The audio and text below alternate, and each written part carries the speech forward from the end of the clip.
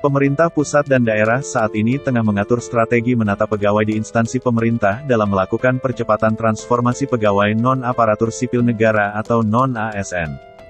Mahfud MD, Menteri Koordinator Bidang Politik, Hukum, dan Keamanan, yang juga sebagai Menteri Pendayagunaan Aparatur Negara dan Reformasi Birokrasi (PANRB) ad interim, menjelaskan Peraturan Pemerintah Nomor 49/2018 tentang Manajemen Pegawai Pemerintah dengan Perjanjian Kerja (PPPK) telah memberikan ruang untuk pengalihan status kepegawaian non-ASN yang beragam menjadi PNS maupun PPPK. Tentu, dengan syarat atau ketentuan yang sudah diatur berdasarkan Undang-Undang Nomor 5/2014 tentang ASN beserta peraturan pelaksanaannya, jelas Mahfud dalam siaran resminya, dikutip Minggu, tanggal 26 Juni tahun 2022.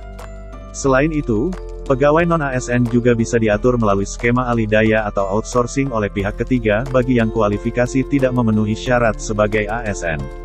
Pegawai yang bisa masuk dalam tenaga alih daya ini diantaranya adalah pengemudi, tenaga kebersihan, dan satuan pengamanan.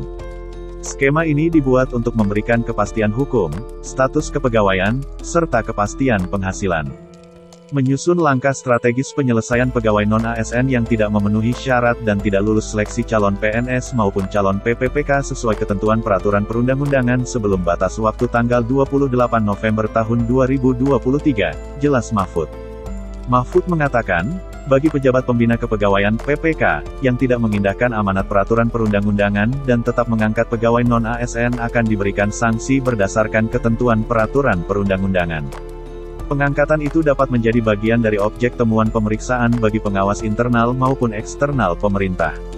Instansi pemerintah pusat dan daerah diminta untuk melakukan pemetaan terkait pegawai non-ASN yang bisa diikutsertakan dalam seleksi PNS maupun PPPK sesuai ketentuan peraturan perundang-undangan.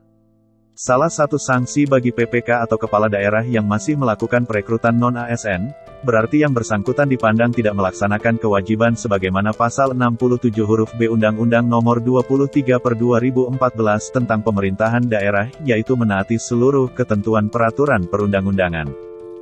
Di sisi lain, dalam Peraturan Pemerintah Nomor 12/2017 tentang Pembinaan dan Pengawasan Penyelenggaraan Pemerintahan Daerah Pasal 36 diatur lebih rinci terkait sanksi administratif yang dapat dikenakan kepada kepala daerah dan wakil kepala daerah apabila melakukan pelanggaran administratif.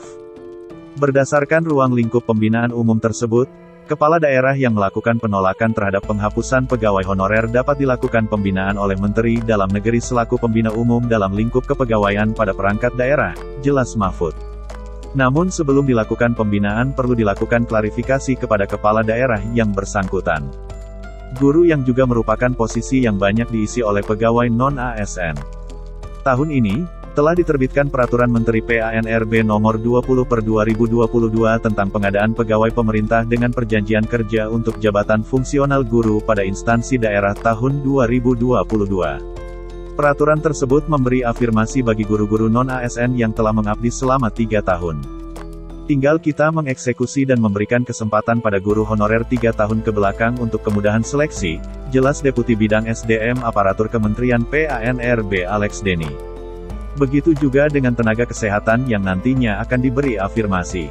Namun aturan mengenai proses PPPK tenaga kesehatan akan diterbitkan kemudian. Alex mengatakan, kondisi pandemi ini meningkatkan kebutuhan akan tenaga kesehatan di berbagai daerah. Menurut Alex, Kementerian PANRB telah berkoordinasi dengan Kementerian Kesehatan yang menyetujui afirmasi tenaga kesehatan seperti tenaga pendidikan. Pemerintah berkomitmen untuk mendahulukan pegawai honorer yang telah bekerja di unit kesehatan. Penyelesaian status kepegawaian ini juga didukung oleh Kementerian Dalam Negeri. Sekretaris Kementerian Dalam Negeri Suhajar Diantoro menjelaskan 2 opsi solusi, yakni filtrasi dan pencermatan ulang PP Nomor 49/2018. Untuk opsi filtrasi, Suhajar mengarahkan agar ex-tenaga honorer kategori 2 atau THK 2 yang masih memenuhi syarat, agar didorong untuk ikut seleksi CPNS dan PPPK. Sementara bagi THK 2 yang tidak lulus CPNS dan PPPK akan didorong mengikuti seleksi PPPK afirmasi. PPPK afirmasi adalah kebijakan khusus diskresi, bagi honorer K2 agar dapat diangkat menjadi PPPK dengan syarat khusus. Kebijakan ini berlaku selama 4 tahun, sampai dengan tahun 2026, jelas Suhajar.